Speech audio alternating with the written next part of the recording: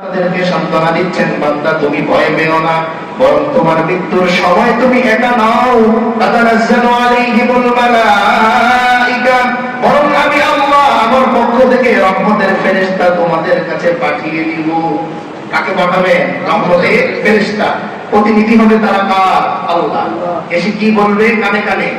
আল্লাহ তাখাফু ওয়ালা তাহজানু, ও মুমিন বান্দা তোমার কোনো ভয় নাই, তোমার কোনো দুঃখ নাই, কারণ জানো আমরা আমাদের আল্লাহর পক্ষ থেকে এসেছি। ওয়া আবশিরু বিল জান্নাহ, আমাদের আল্লাহ তোমার আল্লাহ তোমাকে জান্নাতের সুসংবাদ দিয়ে দিচ্ছেন।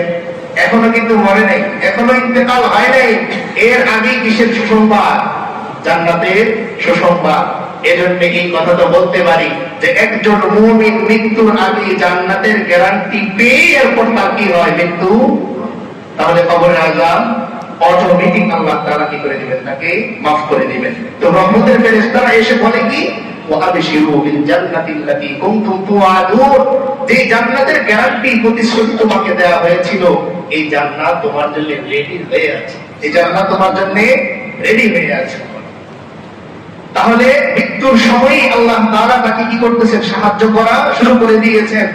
আল্লাহ বলেন ওয়ালা নাজিয়ান্নাহুম, আর আমি তাদেরকে প্রতিদান দিব। আজরাহুম, তাদের প্রতিদান, তাদের মজুরি, তাদের পারিশ্রমিক বিআহসানি মা কানু ইয়ামালুন, বান্দা যতটুকু আমল করেছে এর চাইতে অনেক বেশি, যতটুকু আমল করেছে এর চাইতে অনেক বেশি। মৃত্যুর সময়ই শুরু হয়ে গেল অটোমেটিক প্রতিদান দেয়া। আল্লাহ তাআলা বলেন যে বান্দা দুনিয়ার মানুষ দেখতেছে তুমি একা না, বরং আমি আল্লাহ তোমার সঙ্গে আছি। কিভাবে বললাম এই কথা? পরের অংশে আল্লাহ বলে নাহনু আউলিয়াউকুম ফিল হায়াতিদ দুনিয়া ওয়া ফিল আখিরাহ।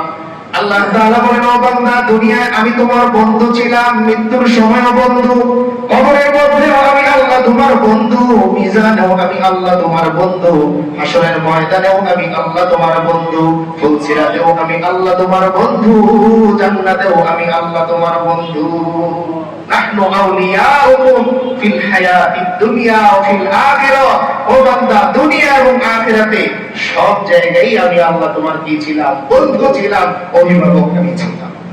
ওয়ালাকুম ফিহা মা তাশতাহি আনফুসুকুম ওয়ালাকুম ফিহা মা তাদউন। আল্লাহ বলেন ও বান্দা দুনিয়ার জিন্দেগিতে তোমার চাওয়ার সবটুকু পূরণ হয় না। দইটা অনেক মিষ্টি, কিন্তু লোক 5 জন ভাগে 1 চামচ পড়ছে, আরেকটু খেতে মন চায়, কিন্তু দোকান বন্ধ। আল্লাহ বলেন বান্দা হাসরের ময়দানে জান্নাত পাওয়ার পর কতটুকু খেতে মনে চাইবে? তোমার মনে শুধু আসবে, আমি আল্লাহ সঙ্গে সঙ্গে তোমার মন ভরে দিব পরিমাণ।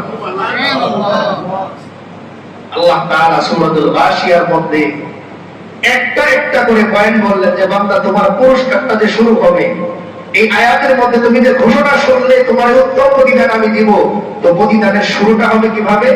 আল্লাহ তাআলা বলেন উজুহু ইয়াউমাইদিন নাইমা। আল্লাহ তাআলা বলেন দুনিয়ার জিন্দেগিতে তোমার চেহারাটা মাঝে মাঝে মলিন হয়, কখনো রোদের তাপে কালো হয়, কিন্তু আমি আল্লাহ জান্নাতে যাওয়ার আগে তোমার চেহারাটা উজ্জ্বল করে দিব। কি করে দিবেন? চেহারাটা উজ্জ্বল করে দিবেন, আলো লাগবে না, চেহারার আলো দিয়ে পুরো ময়দান আলোকিত হয়ে যাবে।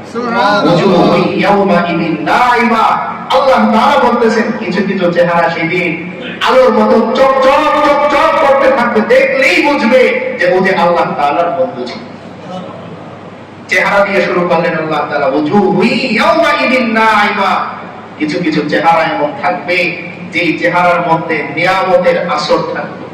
দেখবেন ওই অনেকদিন পরে ভালো জায়গায় যদি চাকরি হয়, এসির মধ্যে সে বসে, তো এলাকায় আসার পর এলাকার মানুষ বলে শরীর পরিবর্তন হয়ে গেছে, চেহারা পরিবর্তন হয়ে গেছে, দেখছো আগের চেয়ে সুন্দর হয়ে গেছে। অটোমেটিক কাফেররা বলতে থাকবে আহারে দুনিয়ায় না দেখলাম ও বেড়াল ছিল, হাফসি গোলাম ছিল, এখন থেকে চেহারা থেকে শুধু আলো আলো আর আলো বের হচ্ছে। হাসরের ময়দানে আল্লাহ তাআলা কালো রাখবেন না কাউরে, এই বর্ণই রাখবেন না, এত সুন্দর করে দিবেন যে 1000 বছর পার হয়ে যাবে, নিজের স্ত্রী তাকিয়ে থাকবে, কোন দিক দিয়ে সময় চলে যাবে টেরই পাবে না। সুবহানাল্লাহ।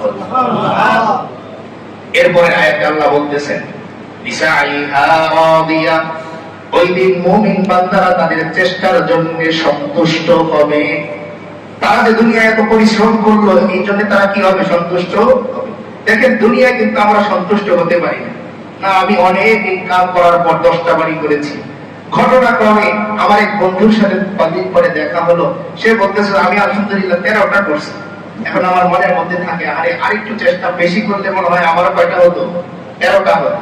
আল্লাহ তাআলা বলেন, লিসাইহা রাদিয়া, ও বান্দা, দুনিয়ার মতন এমন অভিযোগ তোমার থাকবে না, নিজের প্রতি কোনো অভিযোগ থাকবে না।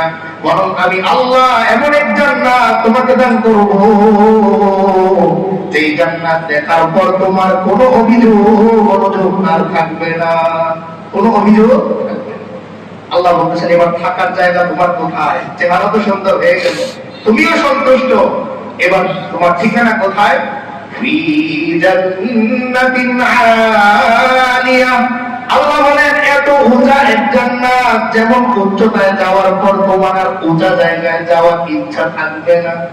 দুনিয়ায় হয় না এরকম, গরমকালে উপরের যে টপ ফ্লোর আছে ওইখানে একটু বাতাসটা বেশি আনাগোনা করে না?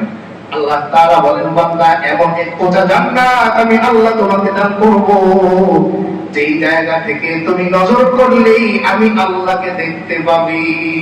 ফি জান্নাতিন আলিয়া। উঁচা হওয়ার প্রত্যাশা আমাদের সবার মনেই তো আছে না? আল্লাহ বললেই তো পারতেন ফি জান্নাতিন, জান্নাতের মধ্যে থাকবে। আল্লাহ বলতেছেন, না, শুধু জান্নাত না, আলিয়া, উঁচা জান্নাতে থাকবে।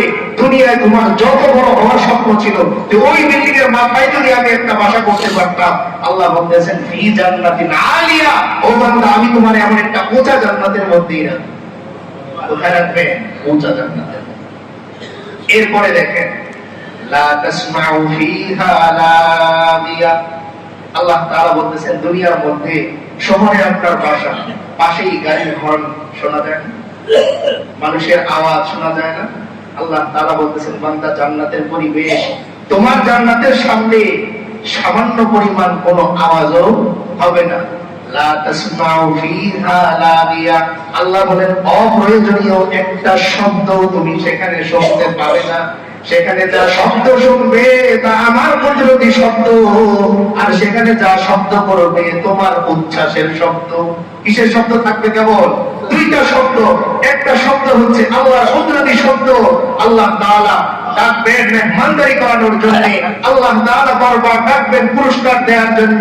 আর বান্দা যে আওয়াজ করবে সেই আওয়াজ হবে কেবল আলহামদুলিল্লাহ, আলহামদুলিল্লাহ।